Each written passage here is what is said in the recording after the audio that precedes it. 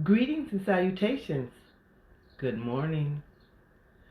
Our daily affirmation today is I believe my parents, caretakers, did the best they could, and I'm going to add with what they had. Okay? I believe my parents, caretakers did the best they could with what they had. Breathe in, breathe out. Breathe in, breathe out. Breathe in, breathe out. The reason why I added that last little bit was from the time that I inputted this information of my affirmations, I let them sit so that as I'm speaking and listening and saying them, I hear different things come through. And so after I did this one, the second part that came through as I was working on it last night was with what they had. Because as I think about how I was raised and then how I raised my children and how they're raising their children, totally different on all three fronts. Because the way I was raised was fire and brimstone. You out of line, whack. you back talking, whack. It was punitive, but I learned a lot from that. So as I grew and understood about what that meant and what that was to my mother and parents and father and aunts and uncles, because that was truly the village environment.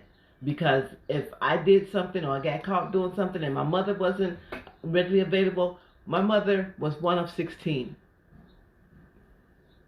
I'm just gonna leave it at that. That's a lot of villages. There's a lot of villages, and so there was always someone either at home with my grandmother or out and around in the neighborhood, because truly this was long before social media, and people were everywhere. They were out and they were in the community, and so to add to that, if a relative didn't catch me, somebody on the block caught me, and that was the tale. That was the tale. And I think about how they did what they did because that's what they knew to do. I took that information, the good, the bad, and the ugly, and used it to raise my children. Then I had a divide because I started realizing that what I picked up was more of the negative aspect instead of more of the positive.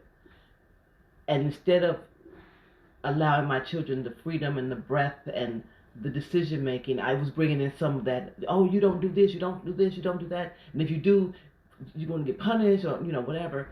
But I went through a program called Catholic Social Service. It was called the Assist Program for teen parents 14 to 21, and I just fell into that program at 21. So because I was 21, I still got to stay in for the 2 years. But it taught me how to be a better parent.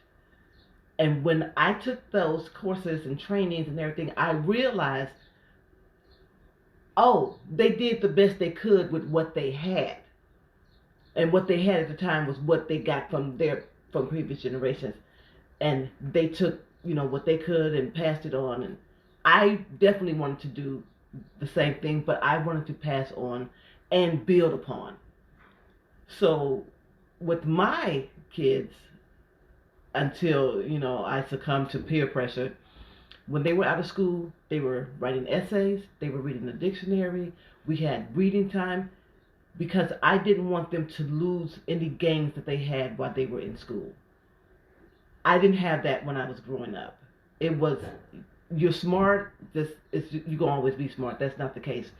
You build upon it. So when I think about my mom, and when I do when I was doing comedy regularly, I had jokes about how I was going to see if the statute of limitations ran out on some of those beatings I got as a child, and it'd be a great laugh. But then I'd look forward to my kids, and I was just like, well, it started out that way, but then it became more of the self conversations. Let's let you look at your actions. What did you think you did? I put so much into them that it did come back to haunt me, because I was taking a job in Alaska that I really wanted, and then they found out and they wrote. I told them, if you ever disagree with me, do a presentation, write it down. We will come together and discuss it, and I will listen to you and your presentation. They all got together, all three of them got together, did a presentation as to why they did not want to move to Alaska. To this day, we did not move to Alaska because their presentation was solid, based on empirical information and solid research for what they had at the time. And mind you, no internet. This is all library work and books and encyclopedias and their opinions and what they've seen, and they brought it all to me as to why they did not want to move to Alaska. And I had to say, okay, well, that's the decision. Now, back in the day, there would have been no discussion. It was, we're moving to Alaska, either you're going or you're not. That was the best they could do with what they had. I provided a different avenue for my children, and in turn, they provided different avenues for their children, because it is hilarious for me to watch my daughter and her children as they're coming to terms and navigating, and I'm listening to them, and to watch their inquisitiveness and their openness and their ability to feel like I'm in a safe space to where I could ask questions and not feel like at any moment I'm gonna get knocked out because I have the audacity to ask a question. Because of these changes in each of the generations, we're creating a different type of grandchild. Now, I don't know what everybody else is doing, but I know what I'm doing. I am definitely creating a child that thinks, and that's not just based on reaction, that is looking for different avenues and opportunities. And it's free to be a child and creative, because one of the things that definitely transcend all three was a child stay in a child's place. If I tipped in and was overhearing some adult business, I better not repeat it. My kids were the same way. If someone started talking to you in an adult capacity, you come and get me. Because I did not allow children into adult situations, and the same with my grandchildren. Because I've seen so many children put in places of adults, and that messes them up, and they are totally out of character, because now they're feeling like, well, you brought me in the situation so I can act like I'm a man, but you're 6, you're 12.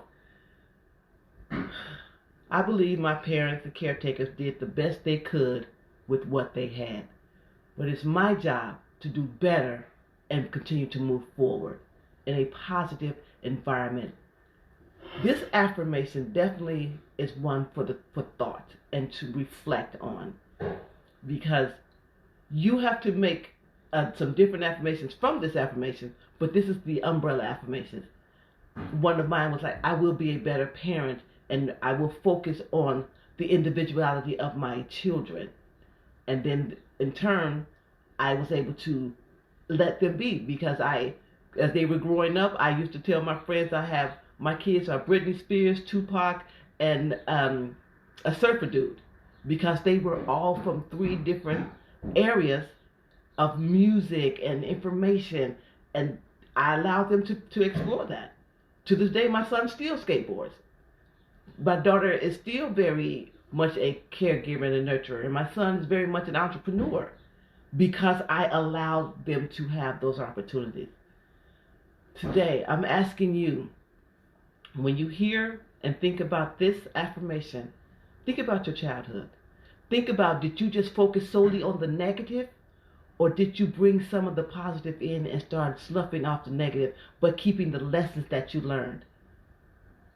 If you and you receive it, you will achieve it.